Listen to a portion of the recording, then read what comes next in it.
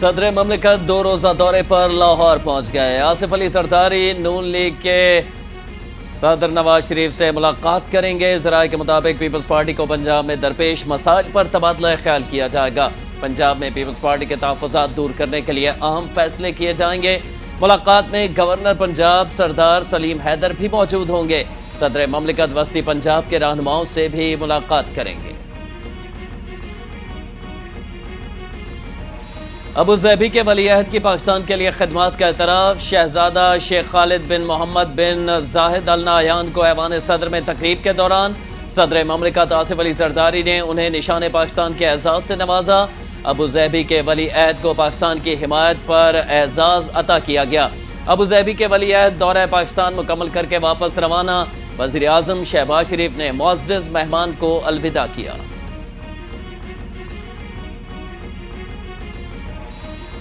Abu Dhabi کے ولی عہد شیخ خالد بن محمد زاہد ال نہیان کے دورہ پاکستان میں متحدہ عرب امارات اور پاکستان کے درمیان مختلف شعبوں میں تعاون کے معاہدے کیے گئے۔ پاکستان اور UAE کے درمیان کان کنی کے شعبے میں تعاون کا معاہدہ ہو گیا۔ ریلوے کے شعبے میں 2 مفاہمتی یادداشتوں، انفراسٹرکچر کے شعبے میں سرمایہ کاری کی دستاویزات کا تبادلہ کیا گیا۔ تقریب میں army chief general Syed Asim Munir بھی شریک تھے۔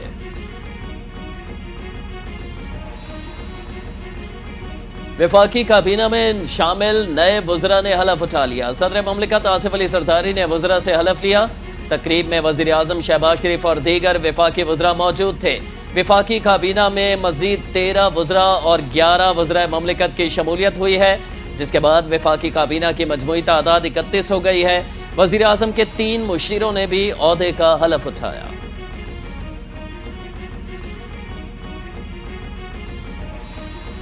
مصطفیٰ عامر قتل کیس خصوصی تفتیشی ٹیم تشکیل دے دی گئی۔ نوٹیفیکیشن جاری۔ DIG CIA مقدس حیدر ٹیم کے سربراہ مقرر۔ ٹیم گرفتار ملزم ارمغان کے حوالے سے تفتیش کرے گی۔ ملزم ارمغان کے دیگر ساتھیوں اور دوستوں کے حوالے سے چھان بین کی جائے گی۔ منشیات فروشی میں ملوث افراد کی شناخت اور گرفتاری عمل میں لائی جائے گی۔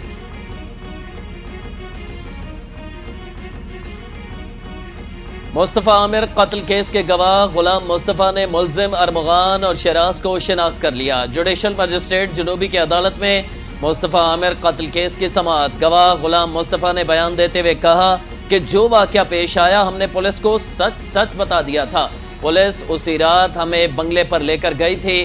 پولیس کو خون کے نشانات دکھائے۔ پولیس ہمیں اس رات تھانے لے گئی اور موبائل نمبر لے کر چھوڑ دیا گیا تھا۔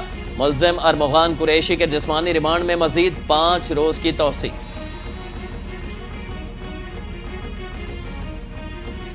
ججز تقرری کے لیے قائم جوڈیشل کمیشن کا اجلاس آج ہوگا۔ چیف جسٹس پاکستان یا آفریدی اجلاس کی صدارت کریں گے۔ اجلاس میں لاہور ہائی کورٹ میں ایڈیشنل ججز کی تعیناتی کے لیے 8 سیشن ججز کے ناموں پر غور ہوگا۔ راجہ غضنفر علی، کیسر نذیر بٹ، اکمل خان، تنویر احمد شیخ کے نام زیر غور آئیں گے۔ جزیلہ اسلم، طارق محمود باجوہ، شاہدہ سعید، اکبر گل خان کے ناموں پر بھی غور ہوگا۔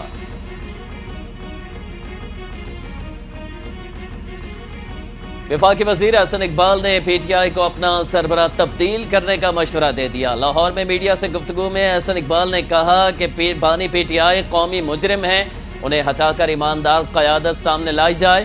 اپوزیشن پاکستان کی ترقی کی وجہ سے پریشان ہے۔ حالات اب یہ ہو گئے ہیں کہ اپوزیشن خالی کرسیوں کے ساتھ کانفرنس کر رہی ہے۔ ساری PTI کی ایک ہی امید ہے کہ شاید امریکہ مائی باپ بن کر نجات دلائے۔ اپوزیشن کی کانفرنس کامیاب ہو گئی۔ عدلیہ کی آزادی اور رول آف لا ہونا چاہیے۔ چیئرمین PTI بیرسٹر گوہر کی میڈیا سے گفتگو، کہا کہ پی ہاؤس میں کانفرنس کرنے کا مشورہ دیا گیا تھا۔ بات انقلاب کی نہیں، عوام کی آواز اٹھانی چاہیے اور وہ اٹھ چکی۔ حکومت میں بیٹھے لوگوں کی عوام میں کوئی مقبولیت نہیں ہے۔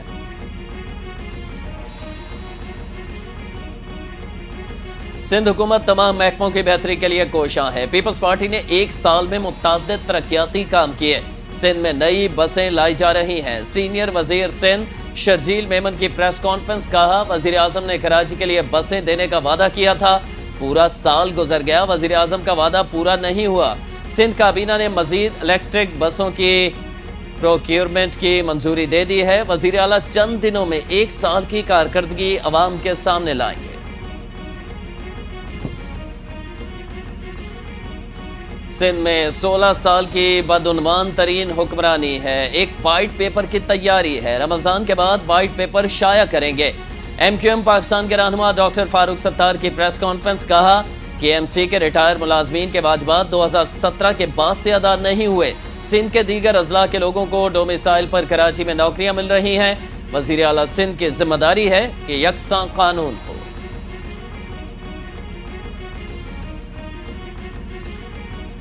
سندھ اسمبلی میں اپوزیشن لیڈر علی خورشیدی کا وزیر اعلیٰ سندھ کو خط، پری بجٹ اجلاس بلانے کا مطالبہ کر دیا۔ خط میں کہا قواعد کے مطابق جنوری تا مارچ پری بجٹ بحث لازم ہے۔ مالی سال کی شفاف منصوبہ بندی کے لیے اراکین اسمبلی کی مشاورت ضروری ہے۔ فروری ختم ہونے کو ہے، سندھ حکومت نے تاحال اجلاس طلب نہیں کیا۔ اجلاس بلا کر بجٹ تجاویز پر اراکین کو اظہار خیال کا موقع دیا جائے۔ پنجاب میں بارش جاتی سردی لوٹ آئی۔ لاہور سمیت پنجاب کے مختلف شہروں میں بارش، ملتان میں بھی بادل کھل کر برسے۔ کمالیا، منڈی بہاؤالدین، بہاول نگر، شیر گڑھ، چشتیاں، منچن آباد، میاں والی سمیت دیگر شہروں میں جل تھل ایک ہو گیا۔ سردی کی شدت میں اضافہ، موسم خوشگوار ہوتے شہریوں کی بڑی تعداد نے تفریحی مقامات کا رخ کیا۔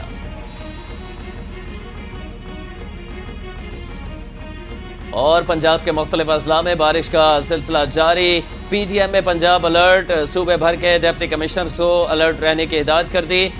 D G P D M A کی ہدایت، کہا کہ ہنگامی صورتحال سے نمٹنے کے لیے متعلقہ محکمے الرٹ رہیں۔ 1122 سمیت دیگر ریسکیو ادارے مشینری سمیت عملے کو الرٹ رکھیں۔ نشیبی علاقوں سے پانی کی نکاسی کو جلد از جلد مکمل بنائیں۔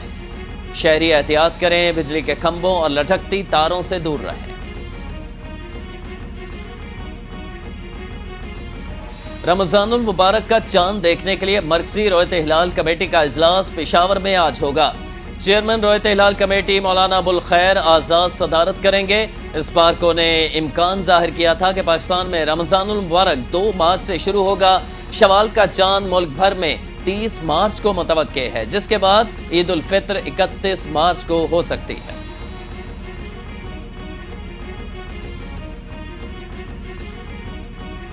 خیبر پختونخوا حکومت نے رمضان اور عید پیکیج دینے کا اعلان کر دیا۔ مشیر اطلاعات Khyber Pakhtunkhwa barrister doctor safe کہتے ہیں پیکیج صوبے کے مستحق خاندانوں کو فراہم کیا جائے گا۔ ہر مستحق خاندان کو 10,000 روپے دیے جائیں گے۔ صوبے کے 10 لاکھ سے زائد مستحق خاندانوں کو امدادی پیکیج فراہم کیا جائے گا۔ امدادی پیکیج 15 رمضان سے قبل بینکوں اور ایزی پیسہ پر مستحق خاندانوں کو فراہم کیا جائے گا۔ سندھ کابینہ کا خواتین کو مفت پنک بائکس فراہم کرنے کا فیصلہ۔ ترجمان سندھ حکومت اقربا فاطمہ نے فیصلہ خوش آئند قرار دے دیا۔ کہا کہ اسکیم خواتین کو بااختیار بنانے کی جانب ایک اہم قدم ہے۔ منصوبے سے خواتین کو محفوظ اور آسان سفری سہولیات ملیں گی۔ سندھ حکومت خواتین کو بااختیار بنانے کے مشن پر گامزن ہے۔ اسکیم کے تحت خواتین کے سفر میں ہر رکاوٹیں دور ہوں گی۔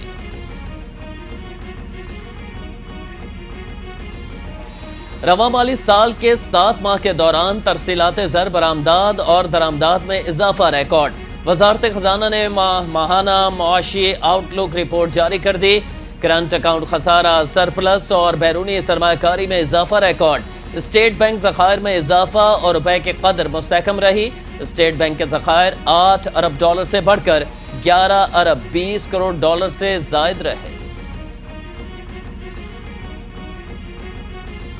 پاکستان اسٹاک ایکسچینج میں گزشتہ روز مندی کا رجحان، 100 انڈیکس میں 665 پوائنٹس کمی، 1,13,862 پوائنٹس پر بند، 64 کروڑ شیئرز کے سودے ہوئے۔ ملک میں سونے کی قیمت میں مسلسل تیسرے روز بھی کمی، فی تولہ سونا 3,300 روپے کی بڑی کمی کے بعد 3,03,000 روپے کا ہو گیا۔ 10 گرام سونے کی قیمت میں 2,829 روپے کی کمی۔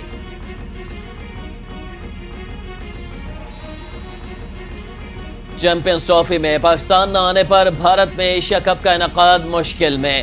چیمپئنز ٹرافی کے بعد بین الاقوامی کرکٹ کا میلہ ایشیا کپ ستمبر میں سجے گا۔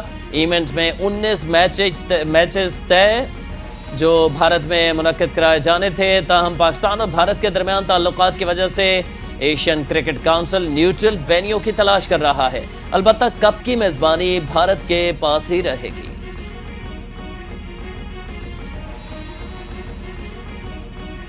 اور چیمپئنز ٹرافی میں قومی ٹیم کا آخری میچ بارش کی نظر پاکستان اور بنگلہ دیش کے درمیان میچ منسوخ ہو گیا، دونوں ٹیموں کو ایک ایک پوائنٹ دے دیا گیا۔ پاکستان اور بنگلہ دیش کی ٹیمیں سیمی فائنل کی دوڑ سے پہلے ہی باہر ہو چکی۔